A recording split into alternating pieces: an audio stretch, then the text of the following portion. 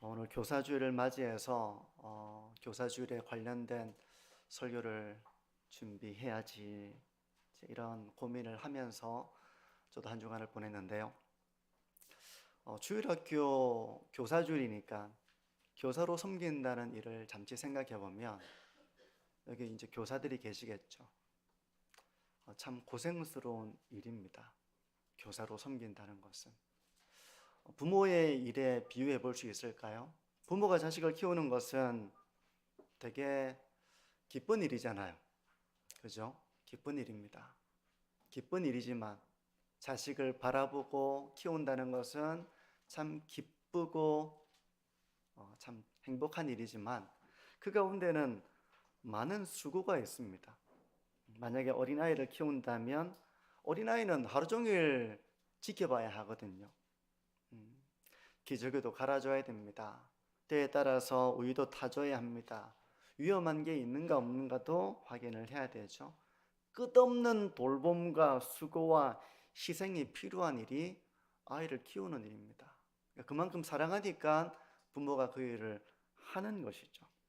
근데 주일학교 교사도 바로 그런 수고와 섬김과 그런 고단함이 있습니다. 물론 이 일에는 보람도 있어요. 정말 영혼을 품고 하나님이 맡겨주신 사명으로 이 아이들을 돌볼 때, 주일학교 학생들을 돌볼 때 기쁨이 있습니다. 기쁨이 있지만 그럼에도 불구하고 많은 고생을, 수고를 해야 하는 것이 교사의 사명입니다. 그래서 이런 교사들에게 좀 위로와 격려의 메시지가 필요할까 이런 생각을 했었습니다. 그런데 제가 고민 끝에 좀 그런 말씀보다는 이미 그건 모두 다 알고 있는 말씀이고 저도 마음으로 참 많이 응원을 하는데요. 저는 좀 더 우리 주일학교 사역의 방향, 우리가 어느 방향으로 이 주일학교를 섬길 것이냐, 다음 세대를 우리가 지도할 것이냐, 이런 방향을 좀 더 우리가 고민해 보면 좋겠다. 그런 결정을 하게 되었습니다.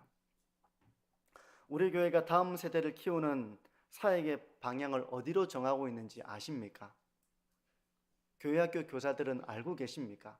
제가 어디에 관심이 있는지, 제가 어떻게 교회학교가 어떤 방향으로 나가길 바라는지, 제가 교육자에게 뭘 요구하고 있는지, 교육자가 거기서 뭘 하려고 하는지 우리 교사들은 이해하고 계십니까? 그리고 우리 교사들이 아니라 하더라도 교회학교가 어느 방향으로 가는지에 대해서 우리 성도님들은 그걸 알고 계십니까? 저는 오늘 그 사역의 방향에 대한 고민을 다시 한번 점검해 보기를 원합니다. 아, 지금 내가 그 방향을 알고 하고 있구나. 내가 그 방향을 가기 위해서 내가 어떤 일을 해야 되는지 나는 알고 있구나. 우리 교회가 그걸 알고 있구나. 비록 교사가 아니라 하더라도 그 사역을 지켜보면서 잘 가고 있구나. 바르게 가고 있구나. 이런 것을 한번 좀 돌아보는 시간을 가져보려고 합니다. 그래서 오늘 설교를 통해서 신앙교육의 목표, 신앙교육이 뭘 목표로 많은 활동들이 있잖아요. 이 많은 활동들이 무엇을 목표로 이루어지고 있는가, 무엇을 목표로 이루어져야 하는가, 이것을 좀 생각해 보면서 우리가 기도의 제목들도 발견해 보면 좋겠습니다. 하나님, 이런 교회 학교가 되기를 원합니다. 이런 교사들이 되기를 원합니다. 우리가 이제 그걸 많이 이해하고 공감할수록 우리가 바른 기도를 또 동력을 해 나갈 수가 있는 것이죠. 근데 오늘 설교는 또 교회 학교에만 한정이 된 설교는 아닙니다. 우리가 모든 것이 그렇잖아요. 사실 내가 교사가 아니라도 얼마든지 이걸 또 고민해 볼 필요가 있는 말씀이죠. 올해 우리 교회표가 보시는 바와 같이 영혼을 품는 교회입니다. 영혼을 품는다는 것은 한마디로 영적인 부모로서, 영적인 교사로서의 사역을 우리가 감당해야 한다는 이제 그런 의미가 포함되어 있거든요. 그래서 우리 교회가 영혼을 품을 때 어떻게 그 영혼을 품어내야 되고 어떤 방향으로 그 영혼을 인도해야 되는가, 한편으로 신앙 교육의 목표와 관련이 있는 것이죠. 그래서 오늘 설교를 통해서 일선에서 신앙 교육을 지도하시는 우리 교사들이 지금 이 교회 학교 사역의 방향과 함께 내가 잘 그 길을 걸어가고 있는가를 좀 점검해 보시면 좋겠고요.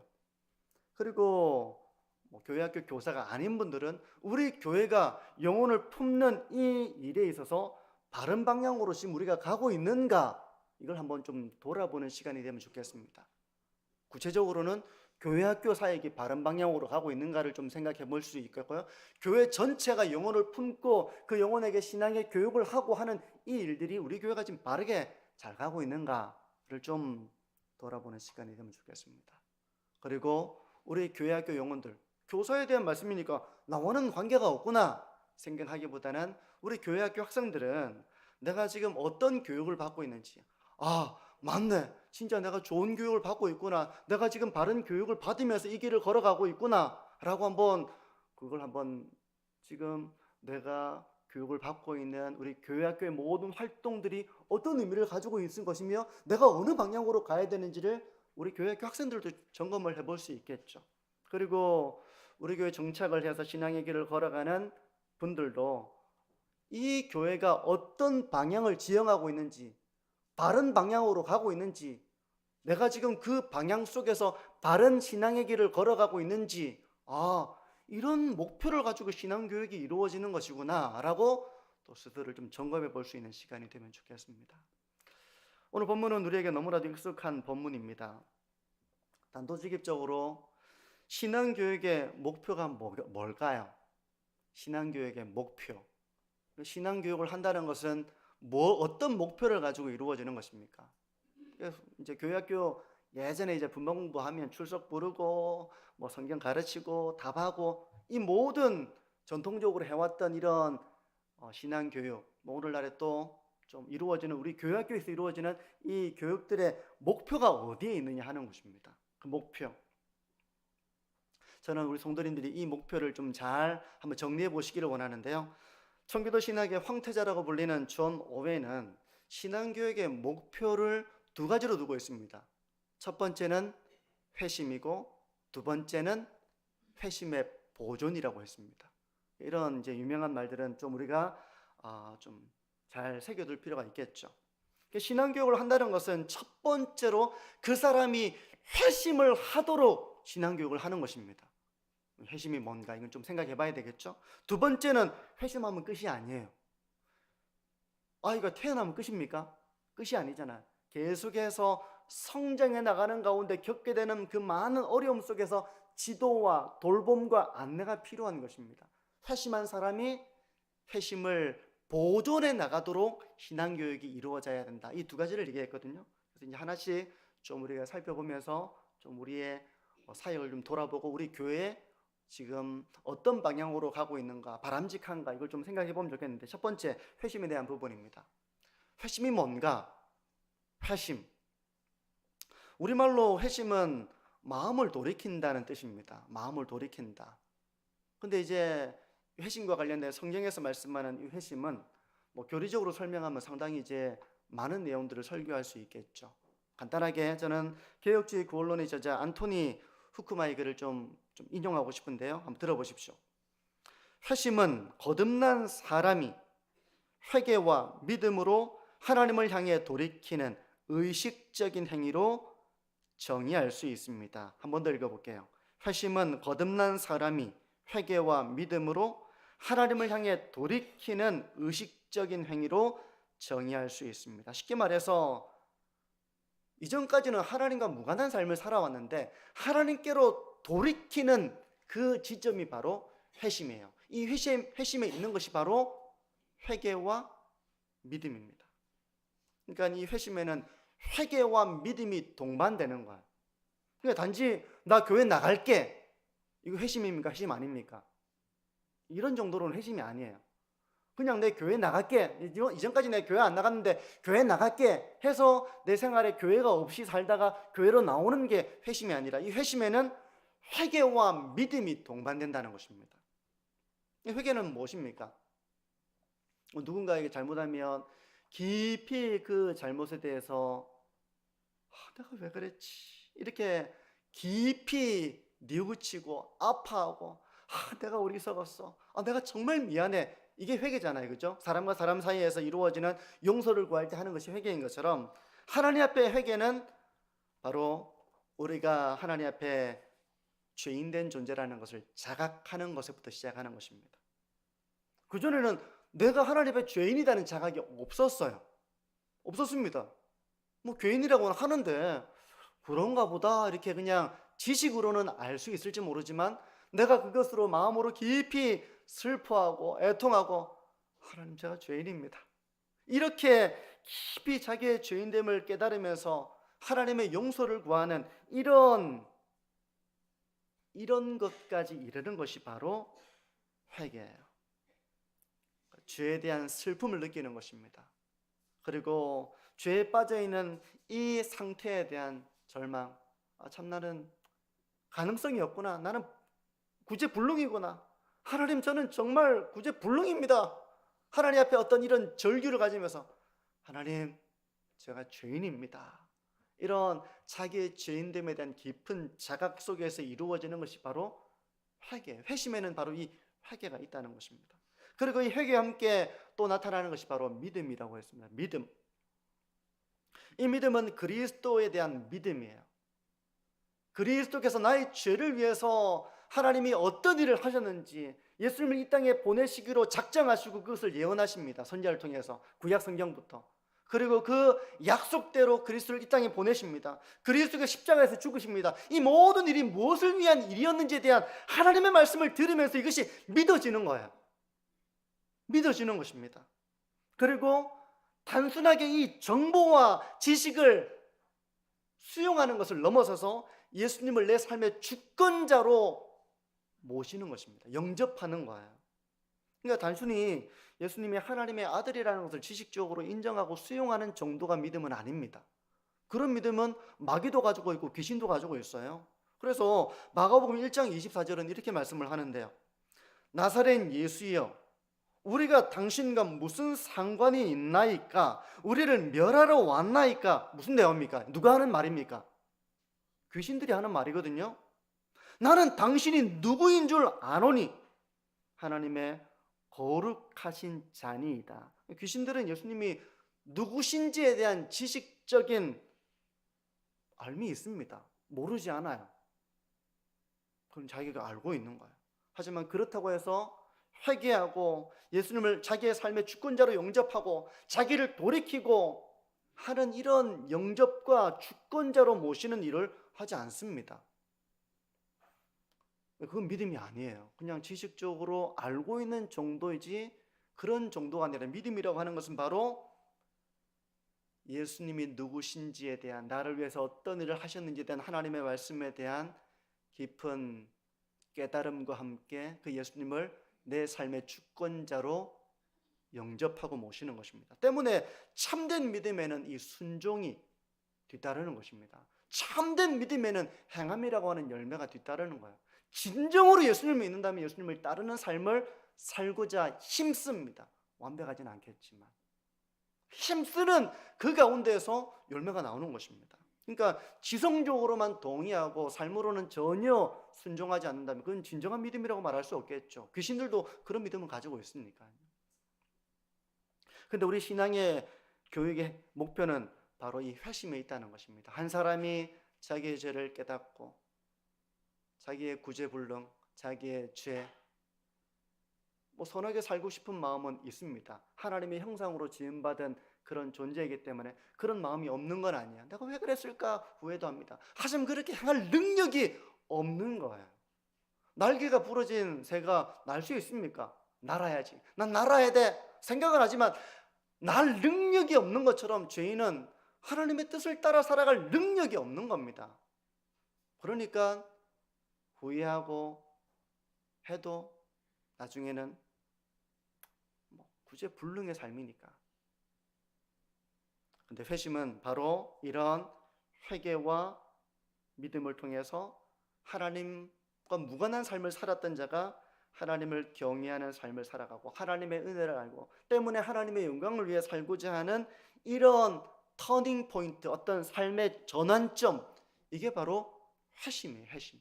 의식적인 이런 한 지점을 통과할 때 그 사람은 회심했다고 말하는 것입니다. 우리 신앙의 교육의 목표는 바로 이 회심에 있는 것입니다. 단순하게 성경 지식을 가르치는 것을 훨씬 넘어서는 것이죠. 그러면 회심이 이루어지도록 신앙교육을 한다는 것은 구체적으로 어떤 것일까? 어떻게 할 때 회심이 일어날 수 있는가?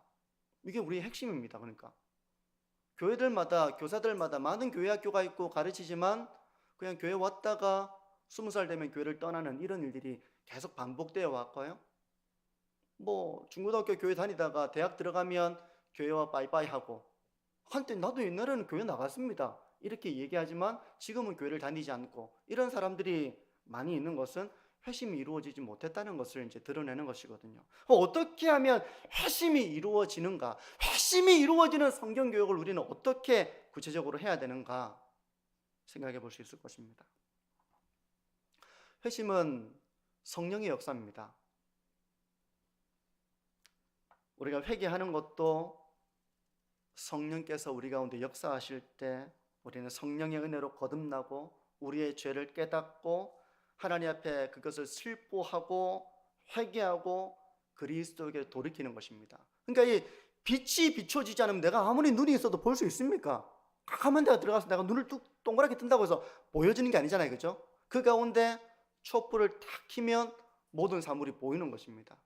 바로 성령께서 우리에게 그런 진리를 조명해 주실 때 우리는 비로소 깨닫게 되는 거예요. 나의 죄를 보게 되는 것입니다. 내가 죄인된 존재라는 것을, 하나님과 분리된 존재라는 것을 깨닫게 되는 거예요. 바로 성령의 역사가 너무너무 중요한 것이죠. 근데 이 성령의 역사의 중심에 뭐가 있는가 하면 바로 오늘 본문이 말씀하는 하나님의 말씀, 성경이 있습니다. 로마서 10장 17절은 이렇게 말씀을 해요. 너무 유명한 구절이죠. 그러므로 믿음은 들음에서 나며 들음은 그리스도의 말씀으로 말미암았느니라. 모든 성경은 그리스도에 대한 말씀이라고 요한복음 5장 19절은 말씀합니다. 너희가 성경을 이렇게 공부하기도 하고 믿고 하지만 이 성경이 바로 나에 대해 증언하는 것이다 라고 예수님께서 말씀하시는 것처럼 모든 성경은 그리스도에 대한 말씀이에요. 바로 이 믿음은 하나님의 말씀을 들을 때 생긴다는 것입니다. 오늘 우리가 읽은 본문도 이 사실을 말씀하고 있는데요. 디모데후서 3장 15절을 다시 보시겠습니까? 또 어려서부터 성경을 알았나니 성경은 능히 너로 하여금 그리스도 예수 안에 있는 믿음으로 말미암아 구원에 이르는 지혜가 있게 하느니라. 성경을 읽을 때, 성경을 들을 때 성령께서는 이 말씀과 함께 이걸 들을 때 믿음을 선물로 주신다는 거예요. 죄인은 하나님의 말씀을 통해서 성령의 역사를 경험하게 됩니다. 우리 1907년도 평양에서 대부흥의 사건이 있었잖아요.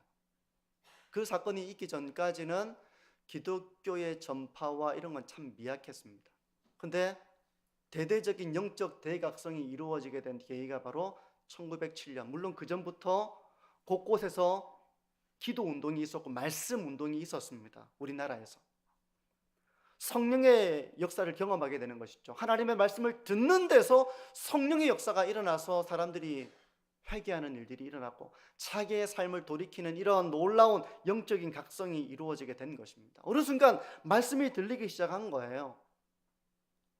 귀가 먹은 사람이 갑자기 소리를 듣게 되는 그런 경험처럼 하나님의 말씀이 깊이 파고들리는 것을 경험하게 되는 것입니다. 늘 들었던 말씀인데 어느 순간 그것이 들리는 거예요. 어느 순간 그것이 보이는 겁니다. 캄캄한 곳에서 보지 못했는데 불을 탁 켜니까 보이는 것처럼 그렇게 하나님 앞에 내가 죄인이라는 것이 깨달아지는 것입니다. 우리 사랑하는 사람에게 전혀 몰랐습니다. 내가 뭘 잘못했는지 몰랐어요. 근데 나중에 보니까 내가 정말 미안하다. 내가 정말 나쁜 일을 했구나. 이게 깨달아질 때 우리는 정말 마음이 아프잖아요. 그 전까지는 몰랐기 때문에 내가 미안한 줄도 모르는데 이처럼 하나님 앞에 우리가 우리의 죄인됨을 자각하게 된다는 것입니다. 하나님, 제가 잘못했습니다. 하나님, 제가 죄인입니다. 이런 각성을 가지게 된다는 거예요. 바로 이 구원에 이르는 지혜를 소유하게 되는 것입니다. 하나님의 말씀과 함께 성령의 역사로 이런 믿음을 가지게 되고 회개하게 되고 회심의 사건이 일어나게 되는 거예요. 그렇기 때문에 신앙교육에서 정말 중요한 것이 바로 말씀입니다. 말씀이에요. 하나님의 말씀을 가르치는 일이 너무너무 중요합니다. 근데 여러분, 하나님의 말씀을 가르치는 일에 열심을 내지 않는 교회가 있습니까? 없습니다. 다 열심히 냅니다.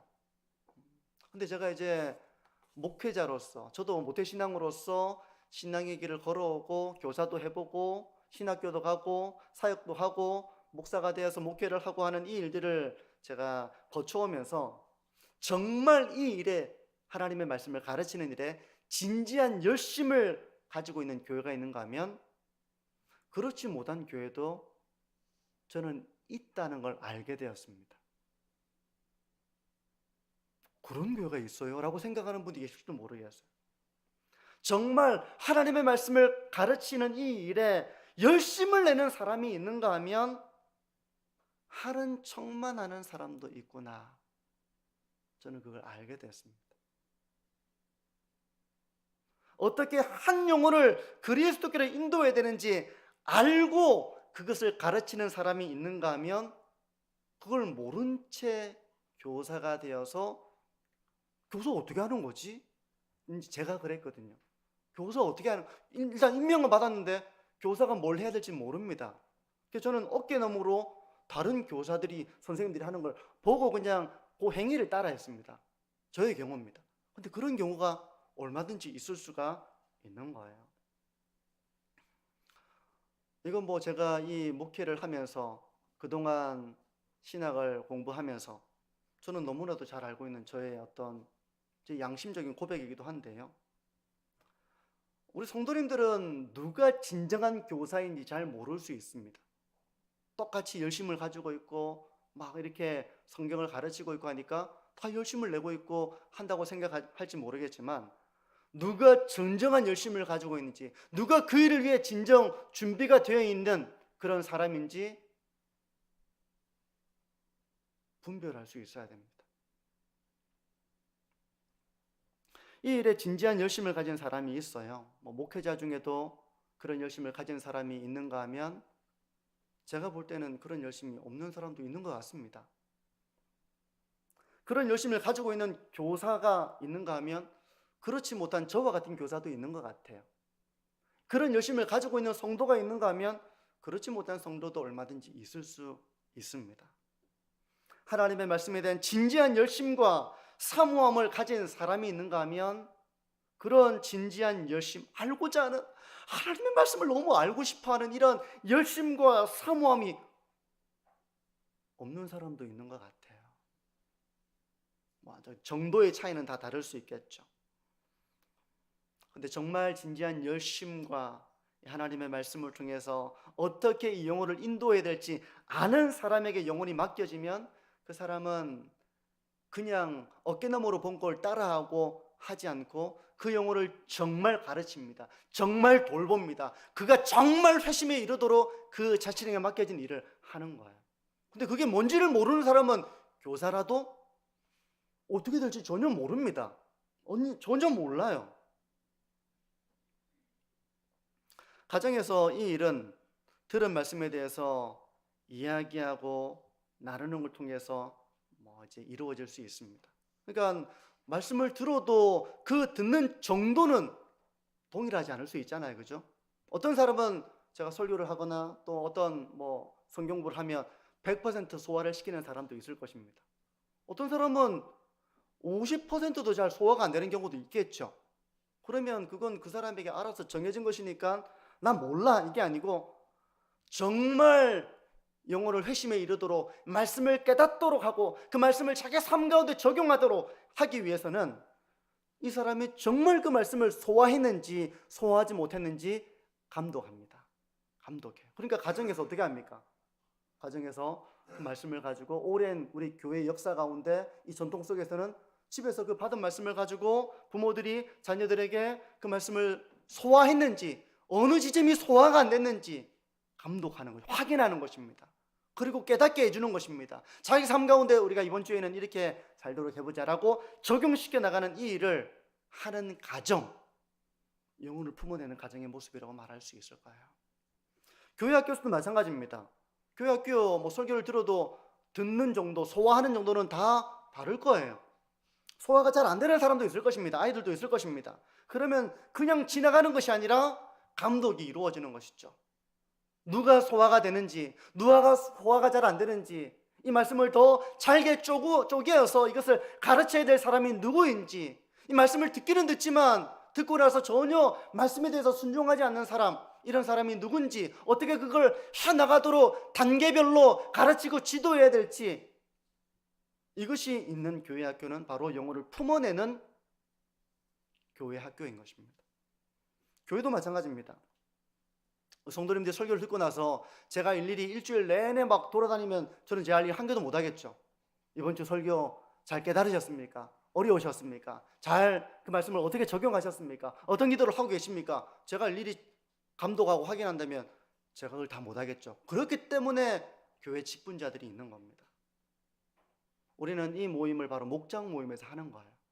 목장 모임에서 누가 말씀을 잘 깨달았는지, 깨달음이 있는 건 다 다를 수 있습니다.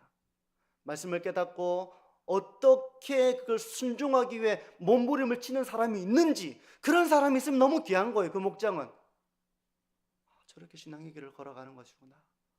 난 저런 생각 해보지도 못했는데 배움이 이루어지는 것입니다. 그리고 자기가 말씀이 적용이 안 됐는데 많은 나눔 속에서 나도 저렇게 해야지 라고 적용이 되는 거예요. 여러분, 목장 모임 속에서 이런 일들을 우리가 이제 경험해 나갈 때 감독이 되어지고, 또 누군가 신앙의 말씀을 통해서 영적 성장이 이루어지고, 누군가는 이 일의 성장이 더딘 것이 보여지고, 이런 가운데서 우리의 기도는 구체적인 상황 속에서 나오는 것입니다. 그래서 한 사람이 회심이 이르고, 회심이 이른 사람이 계속해서 신앙을 잘 지켜나가도록 하는 것이 바로 신앙교육의 목표라는 것입니다. 저는 그런 점에서 우리 교회 주일학교에 대한 저는 자부심이 있습니다. 우리 교회학교 교사들은 아마 이 자부심을 제가 가지고 있는 것으로 알고 있어요. 우리 성도님들은 교회학교 교사들이 우리 교회학교에 대한 자부심을 가지고 있다는 걸 아십니까? 그 정도 관심은 이제 가지셔야 되겠죠. 교회학교 분위기가 어떤지, 요즘 어떻게 아이들이 양육을 받고 있는지, 어떤 일들이 일어나고 있는지 사진 몇 장 보는 것이 아니라 물어보는 것이 그게 성도의 교제 아니겠습니까? 그러면서 교회학교에 이런 일이 일어나고 있구나, 그걸 들을 때 저는 우리 교회학교에 대한 그런 자부심을 가지고 있습니다. 설교를 들은 이후에 아무도 확인 안 하고 감독 안 하고 들은 걸로 끝, 이렇게 하지 않고 우리 교회학교에서는 그것을 다시 되새기게 합니다. 주중에 그것을 되새기며 살도록 지도합니다. 그러니까 준비를 해서 교회학교에 모입니다. 저는 그렇게 알고 있어요. 우리 교회학교 교육이 어떻게 이루어지는지를. 저희 아이들도 설교를 다시 듣습니다. 다시 정리합니다. 나눔을 준비해 나가는 거예요. 하나님의 말씀이 이런 의미구나. 이렇게 적용되어서 구체적으로 이렇게 살라는 말씀이구나. 그 말씀과 우리의 삶에는 간격이 있어서 이걸 어떻게 내가 소화시켜서 살라는 말씀인지, 이게 되면 그 사람은 정말 신앙의 훈련이 잘 된 것입니다. 이게 안 되는 경우가 많이 있어요. 우리 교회학교 학생들은 이게 잘 안 되는데 이걸 통해 가지고 그걸 훈련하는 것입니다.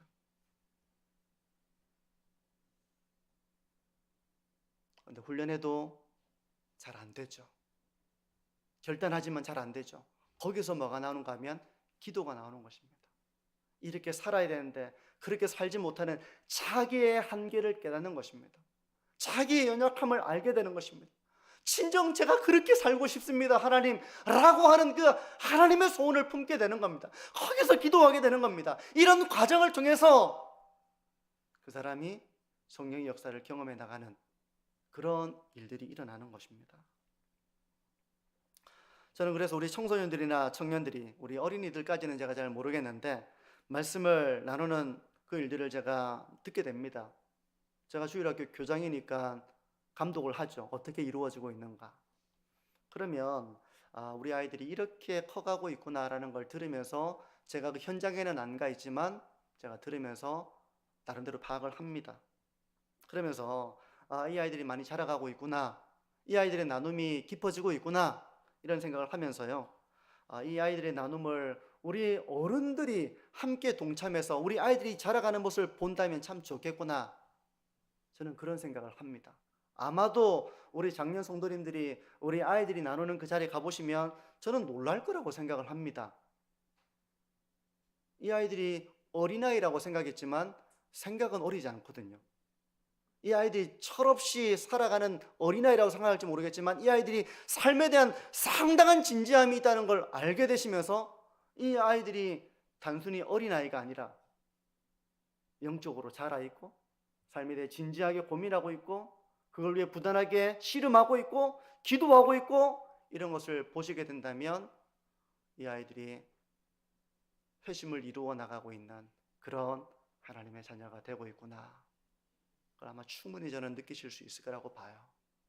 때문에 제가 이런 교육이 이루어지는 우리 교회 학교에 대한 자부심을 가지고 있는 것입니다. 예전에 저도 이제 주일학교 교사를 했었습니다. 저는 성경을 일독도 해보지 않고 성경을 잘 몰랐습니다. 성경을 묵상할 줄도 몰랐습니다. 묵상이 뭔지도 몰랐고요. 성경을 통해서 저는 뭔가 아는 것처럼 교사니까 아이들은 교사는 알 것이다, 우리에게 가르침을 줄 것이다, 선생님은 아시겠지, 해봤겠지 라고 하는 그 기대 가운데서 저는 그런 것처럼 가장하면서 저는 교사 활동을 했습니다. 좀 위선적인 면이 있었죠. 그렇다고 제가 막 나쁜 생각을 품고 있고 뭐 그런 건 아니었습니다. 저 진지했어요. 하지만 능력이 없었습니다. 묵상할 줄을 몰랐습니다. 성경을 읽고 내가 그 은혜를 받고 내 삶 가운데 그걸 적용해서 살아가고 하나님의 능력을 경험하고 이런 것이 저에게 너무 부족했습니다. 그러니까 성경 지식을 가르치는데 그냥 지나지 않았고요. 성경 지식을 가르치는 것도 제 능력으로 하기가 어렵습니다. 단편적인 지식은 할 수 있어요. 아브라함 아들 누구냐? 이삭이지. 이런 거 가르쳐도 성령에 대해서, 중생에 대해서, 교회에 대해서 풍성함을 가르칠 능력이 저에게 없었습니다. 특별히 교회 학교 교사 여러분, 하나님의 말씀에 대한 진지한 열심을 가지고 있는가 한번 자기를 점검해 보셨으면 좋겠습니다. 하나님의 말씀이 한 영혼을 변화시키고 살릴 수 있다는 믿음을 가지고 있고 그 말씀에 대한 진지한 열심을 가지고 있고 그래서 그 말씀을 가르치는 일에 열심을 가지고 있는가, 그렇게 하기 위해서 내가 먼저 하나님의 말씀에 능력을 경험하고 있는가, 그 말씀대로 살기 위한 씨름을 하고 있는가, 그 가운데서 경건에 이르기를 연습하고 있는 이런 삶의 길을 걸어가고 있는가를 한번 점검해 보시기를 바랍니다. 저는 그냥 한 가지 덧붙여 좀 설교에 대한 부분을 좀 말씀드리고 싶은데요. 여러분, 설교가 뭐라고 생각하십니까? 설교에 대한 아마 어떤 생각이 좀 다를 수 있을 거예요. 여러분, 설교는 하나님의 말씀을 풀어서 가르치는 것입니다. 하나님의 말씀이 중심에 있고 그걸 푸는 것이 핵심입니다. 목사님들마다 이제 그걸 풀어나가는 방식은 다르겠죠. 누가복음 24장 32절은 이렇게 말씀을 해요.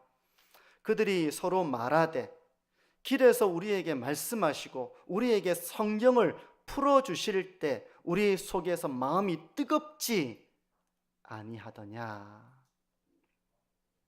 그러니까 어려워서 이해할 수 없는 말씀이 참 많잖아요. 어린아이들에게 그냥 음식 재료만 더 주면 아이들이 그걸 먹을 수가 없습니다. 그죠? 그러니까 그걸 요리를 하는 겁니다. 마찬가지로 성경을 풀어줄 때 비로소 그 어렵던 하나님의 말씀이 내게 깨달아지는 말씀이 될 수 있는 것입니다. 그러면서 어느 순간 그 성령의 역사 가운데 말씀을 나의 지성으로만 깨닫는 정도가 아니라 내 마음으로 그것을 깨닫고 위로를 경험하고 감동을 경험하고 마음의 뜨거워짐을 경험할 수 있는 것이죠. 그리고 나의 허물도 깨닫게 되는 것입니다. 그래서 설교자는 바로 성령을 풀어주는 이 일에 전문적인 훈련을 받고 또 이 일을 행하는 사람이에요. 만약에 우리 성도님들이 어떤 사람에게 큰 감동을 받고 싶다 그러면 제 설교에 그런 감동이 있습니까? 제가 생각할 때 저는 제 설교에 그런 감동이 잘 없는 것 같아요. 대신 저는 이제 유튜브 가운데서 이렇게 김창옥 씨라고 강연을 잘하는 분이 있거든요. 저는 그분 강연을 들으면서 감동을 되게 많이 받습니다. 근데 그게 설교는 아니에요. 그냥 자기 삶에 경험했던 통찰, 경험들 이런 것들을 나누는데 저는 참 감동을 받거든요. 한 번씩 들어볼 때가 있어요. 그분도 신앙인이기는 합니다. 하지만 그게 설교는 아니에요.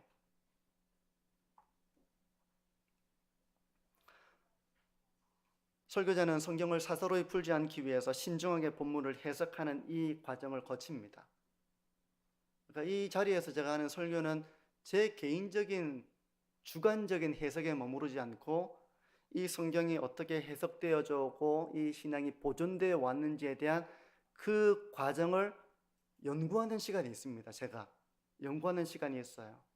제가 존 오웬 이야기도 하고 로이드 존스 이야기도 하고 제임스 베커 이야기도 하고 조나단 에드워드 이야기도 하고 칼빈 이야기도 하고 하는 이유가 뭐냐면 이 본문에 대한 어떻게 진지하게 교회가 신앙을 보존해 왔는가, 이 성경을 이해해 왔는가, 이 과정은 상당히 전문적인 과정입니다.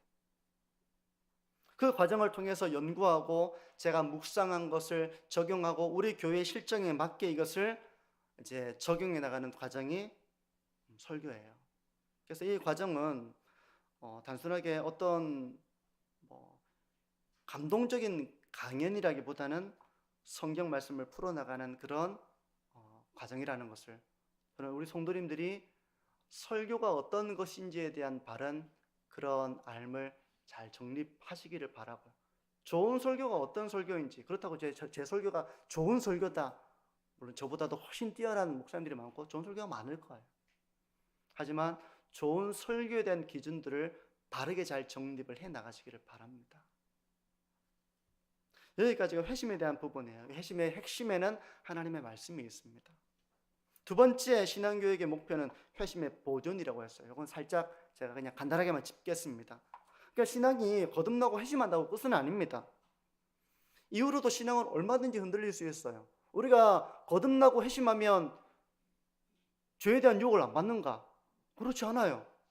거듭나고 회심하면 우리가 모든 진리를 아는가? 그것도 아닙니다. 우리는 이 세상에서 믿음이 약해질 때도 있습니다.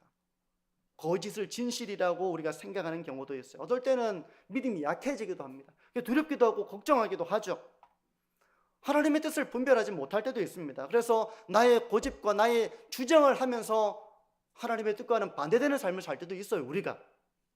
때문에 신앙교육은 회심한 자가 그 회심을 보존하는 데 목표를 두고 있는 것입니다. 오늘 본문의 16절과 17절이 바로 이런 맥락에서 이해를 해볼 수가 있어요. 보십시오. 모든 성경은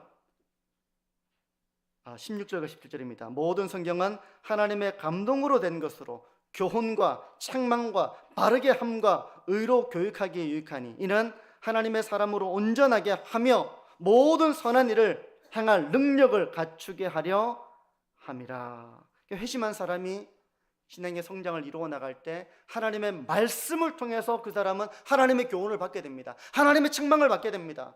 의로 교육되어집니다. 하나님의 사람으로 온전하게 이르게 되는 것입니다. 이 일의 중심에 바로 하나님의 말씀이 있는 거예요.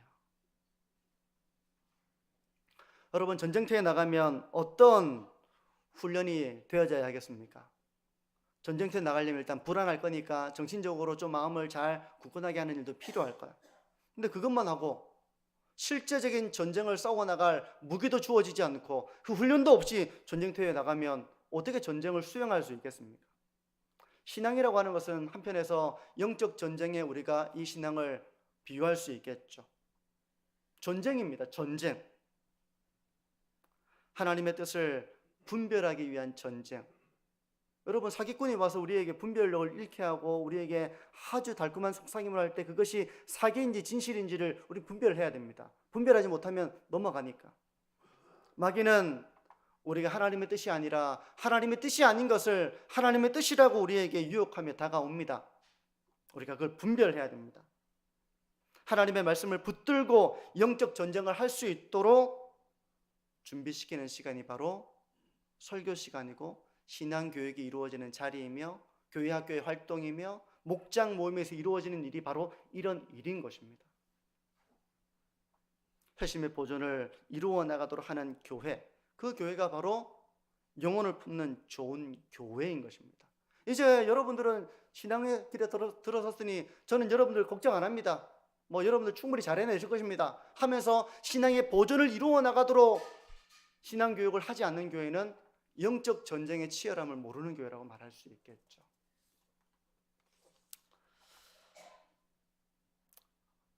오늘 설교를 준비하면서 요즘 제 설교가 좀 길어지는 면이 있어요.